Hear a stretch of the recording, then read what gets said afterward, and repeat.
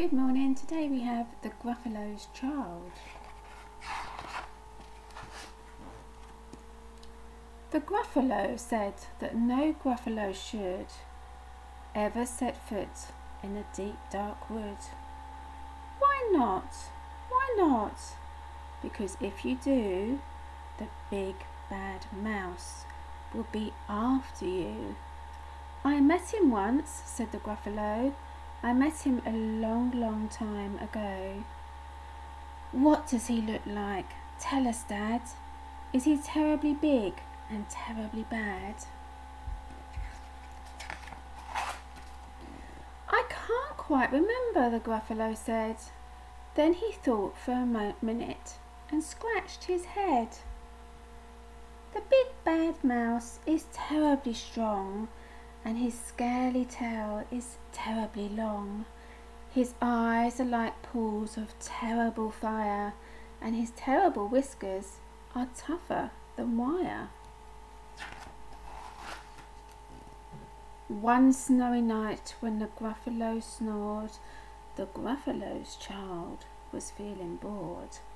The Gruffalo's child was feeling brave, so she tiptoed out of the Gruffalo cave.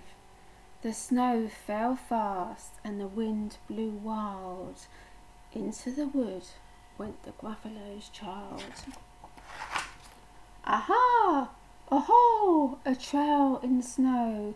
Where is this trail and where does it go? A tail poked out of a log pile house. Could this be the tail of the big bad mouse? Out slid the creature. His eyes were small, and he didn't have whiskers, no, none at all. You're not the mouse. Not I, said the snake. He's down by the lake, eating Gruffalo cake. The snow fell fast, and the wind blew wild. I'm not scared, said the Gruffalo's child. Aha! Ahoy! Marks in the snow! Who are these claws marks? Where do they go? Two eyes gleamed out of a tree-top house.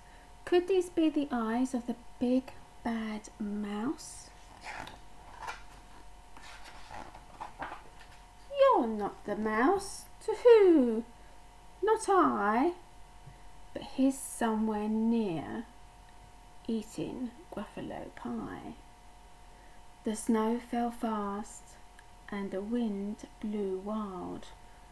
I'm not scared, said the Gruffalo's child. Aha! Ahoy! A track in the snow. Whose is this track, and where does it go?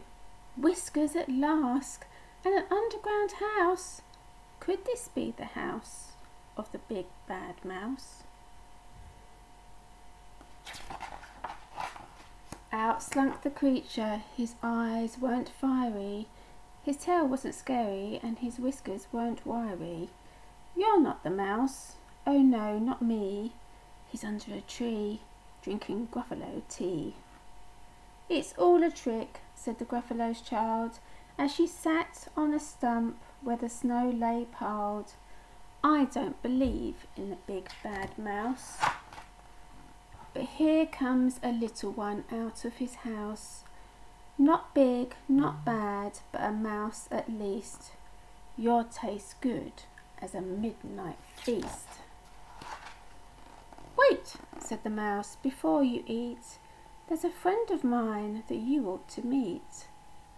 If you let me hop onto a hazel twig, I'll beckon my friend so bad and big.